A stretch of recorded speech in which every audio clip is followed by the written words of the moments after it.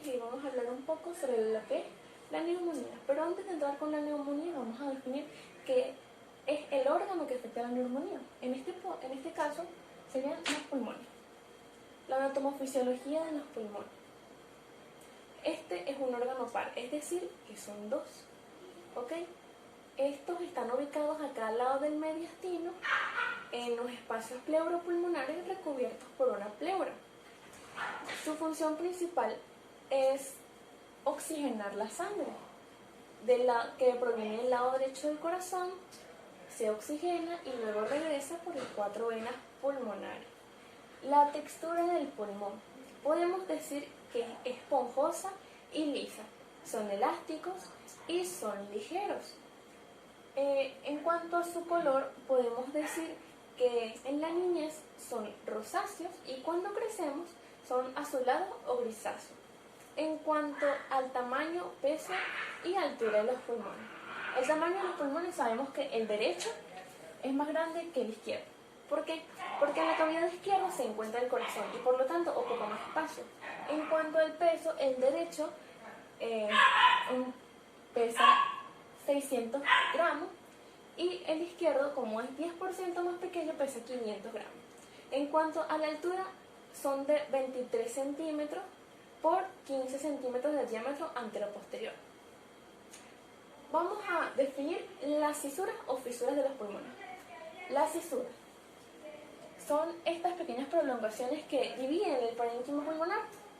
Está una cisura horizontal y un oblicuo en el pulmón derecho. El pulmón derecho tiene 2 líneas y en el pulmón izquierdo una.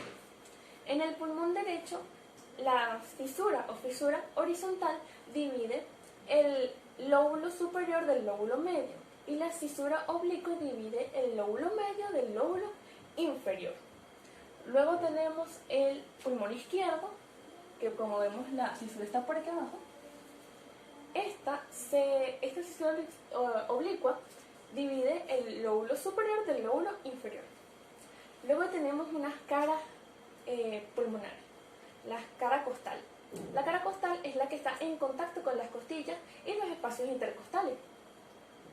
Es la que se ofrece para la auscultación y la percusión, es decir, para el examen físico. Y también es la que está más expuesta a los traumatismos que suceden en la pared torácica. Luego tenemos la cara diafragmática. Esta es cóncava y se relaciona mucho con el mediastino medio. Esta influye mucho en el ilio que recibe la raíz pulmonar. Luego tenemos la cara diafragmática, que es la base del pulmón. También tenemos 3 bordes, un borde anterior, uno inferior y otro posterior. Luego tenemos los componentes del pulmón. Empecemos. La tráquea. La tráquea empieza desde la laringe y va descendiendo hasta la 4ª vértebra torácica a la altura del corazón. Esta tráquea se va a bifurcar y va a dar vida o forma a los bronquios. Luego tenemos a los lóbulos. Los lóbulos son los que permiten la expansión de los pulmones cuando inhalamos. Luego vienen otra vez los bronquios, vamos a definirlo. Es la bifurcación de la tráquea y estos bronquios son los que llevan el aire hacia los bronquiolos y posteriormente a los alvéolos. Estos bronquiolos son ramificaciones de los bronquios que se van haciendo más y más pequeñas hasta llegar a los alvéolos.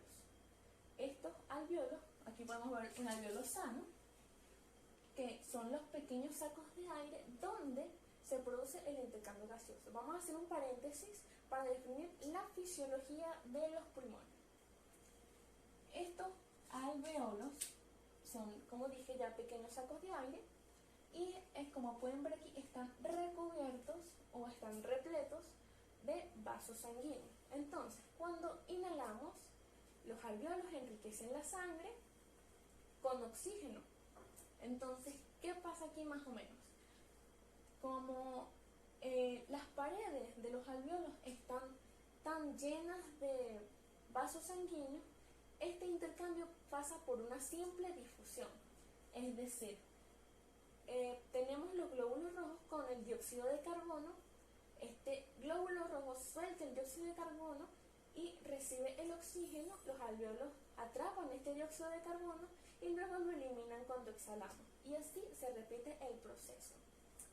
Luego tenemos a las pleuras. Cerramos el paréntesis. Tenemos a las pleuras. Las pleuras son las estructuras que recubren los pulmones. Son un tejido conjuntivo que sus células son resistentes y aguantan todo lo que es el pulmón. Luego tenemos el diafragma, que aunque no forma parte de los pulmones, es importante para cuando expiramos, este músculo se contrae. Ahora vamos con el concepto de neumonía. ¿Qué es la neumonía? Es la infección de los alvéolos. ¿Qué pasa cuando estos alvéolos se infectan? Aquí podemos ver un alvéolo sano y aquí podemos ver un alvéolo enfermo. Los sacos del alvéolo se van a inflamar y esta infección va a hacer que se produzca pus y secreción. Y al haber pus y secreción se produce una obstrucción y limita el intercambio de gases entre el aire y la sangre. Entonces, esta obstrucción produce una dificultad respiratoria. La etiología. Podemos decir que esta enfermedad se produce por muchísimos factores. Puede ser de carácter vírico, bacteriano, parasitario, incluso por hongos. Podemos decir que el neumococo, la Chlamydophila pneumoniae, Legionella, Haemophilus influenza y Mycoplasma pneumoniae, incluso los virus como la gripe, y podemos decir que hasta agentes desconocidos producen la neumonía. Cabe destacar que la neumococo es la más común de las neumonías. La incidencia epidemiológica. Este porcentaje está entre niños menores de 5 años y adultos mayores de 65. Y estos casos aumentan cuando estamos en invierno. Los hombres son más propensos a contraer neumonía un 20% menos que las mujeres. O sea, es decir, que las mujeres tienen 20% menos de probabilidades de que contraer neumonía. El 80% de estos casos son de resolución ambulatoria, pero el 20% cuando se complica puede resultar de hospitalización. El 10 o el 12% puede ser la probabilidad de morir por contraer esta enfermedad debido a una complicación. Luego tenemos los síntomas y los signos. Los síntomas son los que puede decirnos el paciente y los signos son los que determina el médico. Entre los síntomas puede ser fiebre, dolor de cabeza, náuseas, tos con esputo, apnea, ver un color diferente en tu esputo, etc. Y en los signos puede ser que en la palpación podamos percibir un sonido seco o muy rústico. Y en la auscultación tenemos que buscar roncos para ver qué tanto se escuchan cuando aspiramos y exhalamos. En la clasificación general tenemos que en la antigüedad se clasificaban como neumonía extrahospitalaria y neumonía intrahospitalaria o nosocomial. La extrahospitalaria es cuando se contrae en la comunidad y la nosocomial era cuando se contraía en el hospital o en cualquier centro de salud. Pero ahora tenemos neumonía por aspiración, que es cuando muchas partículas de un solo elemento pasan por la vía respiratoria y no son detenidas y llegan hasta los pulmones. La obstructiva es cuando, por ejemplo, hay un tumor que obstruye las vías respiratorias. Por lo tanto, las bacterias se van acumulando allí y producen una neumonía. Y la neumonía errática, que es un término no médico que se utiliza para describir a la neumonía leve. Luego tenemos el diagnóstico. El diagnóstico para la neumonía después de hacer la exploración física puede ser una radiografía de tórax para determinar la extensión de la infección, puede ser una hematología, medir el oxígeno en sangre y las pruebas microbiológicas. Vamos a continuar con las complicaciones. Los pacientes pueden presentar bajos niveles de oxígeno, tensión arterial baja, epiema, que es cuando hay una acumulación de pus entre el pulmón y la caja torácica, puede ser un absceso que aparece cuando hay acumulación de pus dentro del pulmón, y también una lesión por tanto esfuerzo que hace el pulmón. El tratamiento. El tratamiento se da después de que se hace el diagnóstico, inmediatamente se da el tratamiento farmacéutico. Cuando la neumonía es por un agente vírico, se receta un antivirus, y cuando es un bacteriano se receta un antibiótico.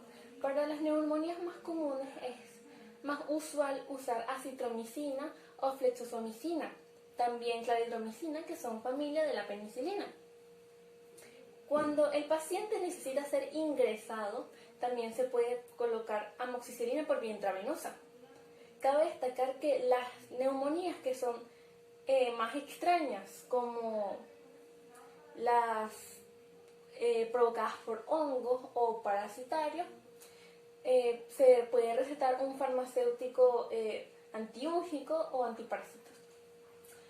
Luego tenemos la prevención. ¿Qué se debe hacer para prevenir la neumonía?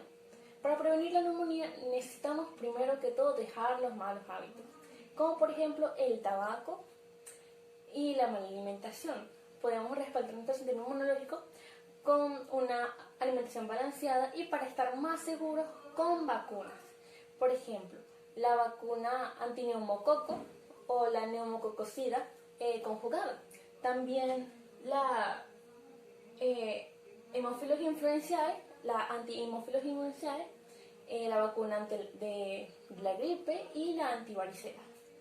Esto ha sido todo, espero que les haya gustado.